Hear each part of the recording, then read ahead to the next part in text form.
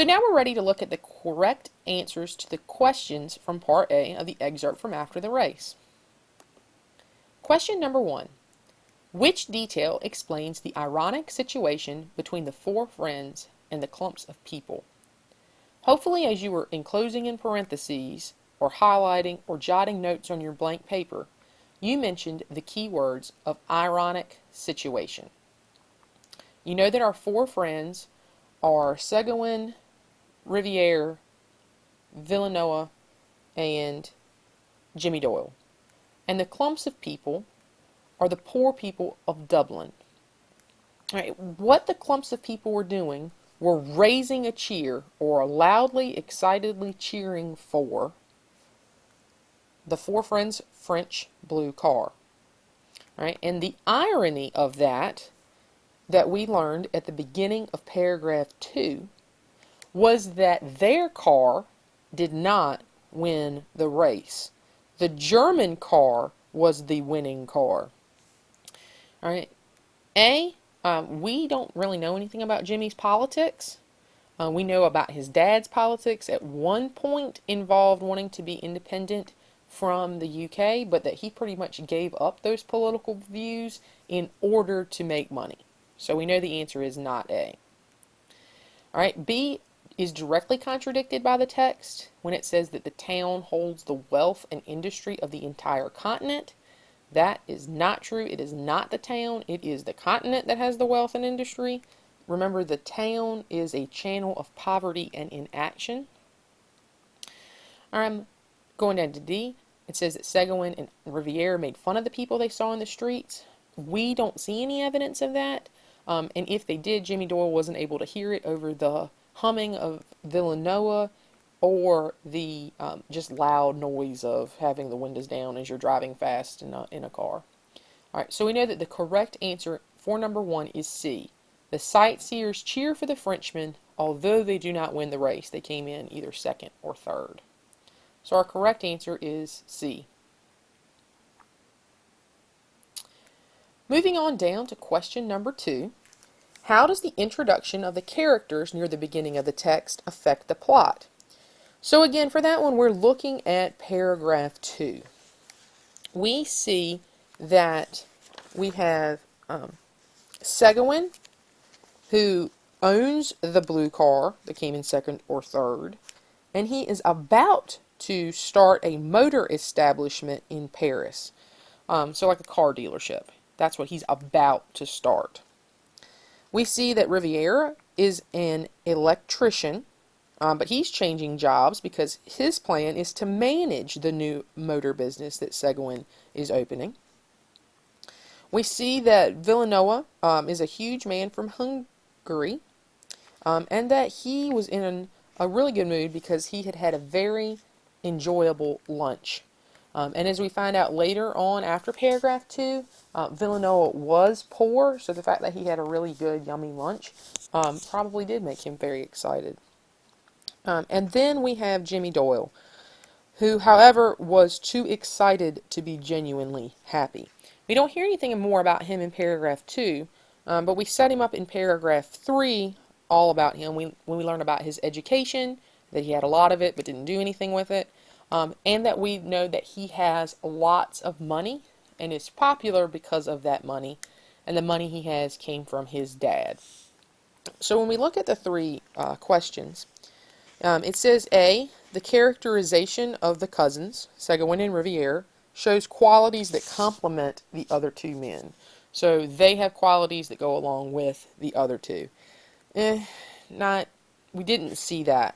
We just saw specific things about the first 3 being in good humor, and then the last one not being. Then we have letter B. The descriptions of the young men reflect their motivation to be the best in everything.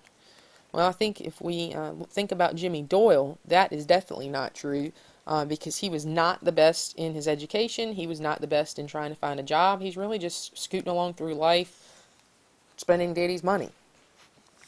C, the explanations of the men's career paths tell how significant their educations has been.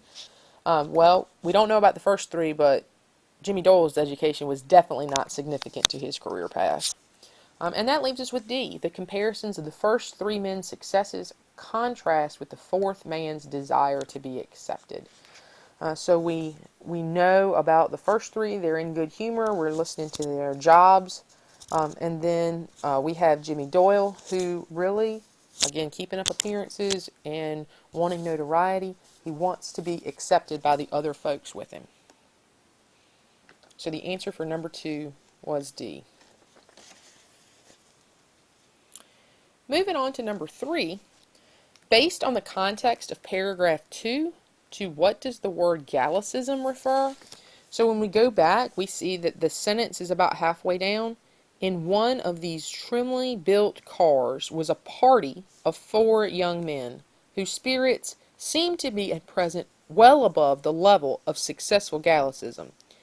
In fact, these 4 young men were almost hilarious. This question may have been hard for you, but you need to remember that the car that they're in is continually referred to as French, and that the 2 men who are like leading the fun in the car, driving the car, owning the car, are the French guys. So hopefully right away you knocked out D and C, because there's nothing about the 4 guys in the car that was German or English, and then you were trying to narrow between A and B, and hopefully you went with B because Jimmy Doyle, while he is Irish by nature, he is trying to act French. All right, and so that gives us the correct answer of B. All right, as we keep going, B, French culture. As we keep going to number 4, we're looking at another line in paragraph 3. What does remonstrative mean? All right, and in order to go back to that one, we really need to look back at paragraph 3. All right, so in it we were talking about Jimmy's education and Jimmy's dad's money. All right, and so the line is, his father, remonstrative, but covertly proud of the excess, had paid his bills and brought him home. All right, so looking back at that paragraph, remember that Jimmy was spending a lot of daddy's money and not having anything to show for it in terms of good grades or a good degree or a good job. But his father had kept paying the bills and then brought him home. All right, so in trying to figure out what the word remonstrative is, we need to look for context clues. And the first big context clues is the word but. So whatever this word means, we see the opposite of it over here. All right, so covertly means hidden. So secretly proud of the excess. So his dad is secretly proud that he's spending all this money and not having anything to show for it. It's another way of showing how much wealth he has. And then the opposite of it, the opposite of being secretly happy is not A, agreeing readily. It is not B, denying casually. And C, it is not ignoring completely.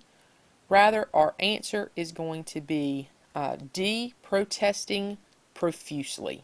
So our answer to paragraph 3, what does remonstrative mean, is D, protesting profusely. All right, and our last question for this section is, what is the significance of the author's continued emphasis on Seguin's wealth? All right, and in order to do this, we need to think back through the passage as a whole, which is why I told you need to read it all. When does it mention Seguin's wealth? Okay, so it says that he was about to, hadn't done it yet, but about to start a motor establishment in Paris. According to Jimmy, he was reputed, or other people said, that he owned some of the biggest hotels in France. Remember that just because other folks say it doesn't mean it's true. He had managed to give the impression that it was by the favor of friendship the mite of Irish money was to be included in the capital of his concern. All right, so remember that Jimmy has money, and he's in the back of that car because he is giving money to Seguin to start this motor establishment in Paris. Remember, Jimmy's dad thought it would be a good idea to invest in that company. Right? And then Seguin had the unmistakable air of wealth. All right, so all of those things make Seguin look like he is wealthy. So again, Jimmy, who loves appearances, Seguin appears wealthy to him. Now let's contrast that with Jimmy. He actually had money. The story says so. He doesn't take his education seriously. Daddy pays the bills. The possession of money is one of the three things that elate somebody, that made him excited. It says also that Jimmy really had a great sum of money under his control. And let's face it, he's intoxicated and sometimes at least misled by appearances. Jimmy actually is wealthy. Seguin just appears wealthy. And Jimmy just wants to fit in with Seguin, who probably only cares about him because he is going to use Jimmy's money for his motor dealership. So what's the significance of the author's continued emphasis on Seguin's wealth? It highlights the difference between Seguin and Doyle's financial situations. Seguin looks like he has money and he wants money. Doyle actually has money and is willing to spend it in order to have friends and kind of be one of the in crowd. All right, B is incorrect because these guys are not competing for money. Seguin just wants to get Doyle's money. C, this one doesn't have anything to do with the continued emphasis on Seguin's wealth. And D, again, not true because Doyle spends money all the time, so he's not worried about how much Seguin expends. So our correct answer for number 5 is A. It highlights the difference between Seguin's and Doyle's financial situations.